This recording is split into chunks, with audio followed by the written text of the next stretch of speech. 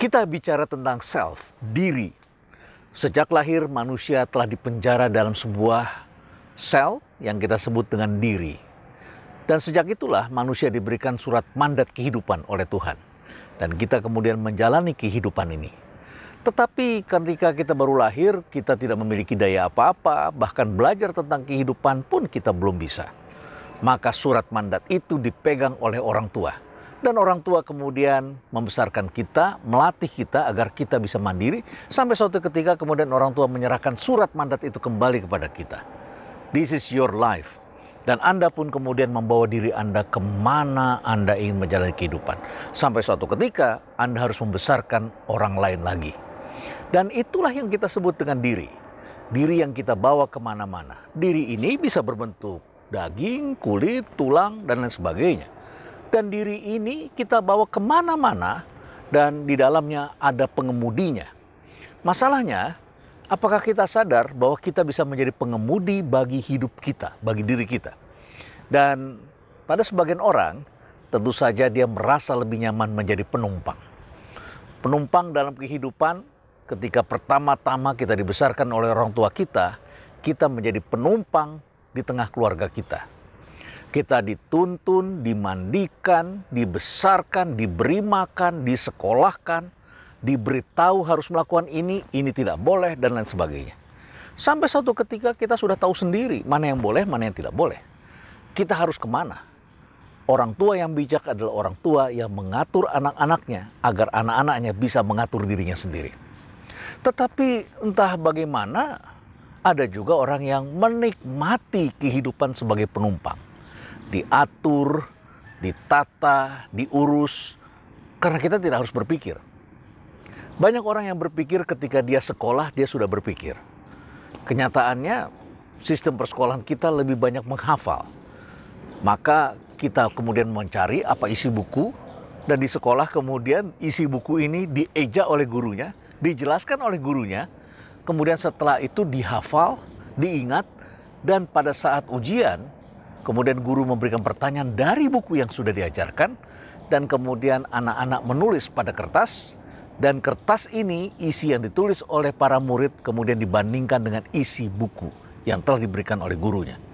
Jadi pendidikan yang seperti ini hanya memindahkan isi buku kepada kertas, kertas kepada buku hanya melalui otak kita sementara.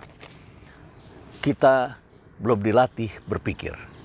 Apalagi kalau pertanyaan sekolah itu adalah tahun berapa, apa tambah apa menjadi berapa, berapa dikali berapa menjadi apa, kemudian semuanya kita hafal. Bahkan pelajaran yang sangat kreatif pun, yang melatih manusia untuk berpikir kreatif, itu dihafal. Seperti Anda barangkali masih ingat ketika menggambar. Kita menggambar gunung, gunungnya ada 2, di tengah-tengah ada matahari, dan seterusnya Anda bisa sebutkan semuanya. Bahkan jumlah gunungnya pun kita hafal, yang mengakibatkan kita dalam kehidupan sehari-hari selalu menjalani berdasarkan apa yang kita pelajari sebagai sebuah hafalan. Padahal hidup ini merupakan sebuah proses berpikir. Dan harap Anda paham, berpikir itu tentu tidak mudah. Berpikir itu kadang meletihkan. Berpikir itu kadang membuat Anda harus berbenturan dengan orang lain. Berpikir itu akan membuat Anda bisa paham, bisa mengerti, tetapi Anda barangkali harus menjelajahi dunia baru yang membuat Anda harus menghadapi suasana-suasana yang tidak pasti. Anda tidak nyaman. Anda barangkali akan tersesat dan kemudian Anda menemukan situasi Anda harus bertanya pada orang, atau barangkali Anda tidak bisa bertanya pada orang karena mereka tidak mengerti pertanyaan Anda. Anda menjelajahi dunia baru dan Anda harus kembali lagi, dan kemudian orang yang melihat Anda menjadi orang aneh. Kenapa aneh? Karena Anda sudah melihat dunia baru itu sementara orang lain hanya menghafal dari apa yang sudah ada di dalam buku itu. Tokoh-tokoh perubahan di seluruh dunia adalah orang-orang yang menjelajahi dunia baru. Orang-orang yang menjelajahi dunia baru itu, mereka akan menghadapi banyak sekali tantangan. Tapi mereka adalah orang-orang yang punya rasa percaya diri, orang-orang yang berani berpikir. Berpikir itu menjadikan seseorang seorang driver. Sama seperti seorang pengemudi. Kita saksikan misalnya kita menjadi penumpang di sebuah angkutan kota, angkot. Kita naik angkot. Kenapa kita naik angkot? Karena kita pengen tenang sampai ke tempat tujuan. Anda duduk manis, Anda membayar sejumlah rupiah kepada supir angkot, tanpa perlu tahu jalannya, Anda sampai di tempat tujuan. Tapi bayangkan drivernya, pengemudinya, dia harus berpikir sepanjang jalan, dia harus mengatur waktu. Hari ini saya mau berapa kali bolak-balik, berapa rit hari ini. Saya harus sampai di sana berapa jauh. Penumpang juga mengukur tentunya. Dan kemudian kalau jalannya macet, pengemudi kemudian harus berpikir, belok kiri, belok kanan, putar arah, balik atau apa. Dan di jalan itu pula, dia akan menghadapi banyak resiko.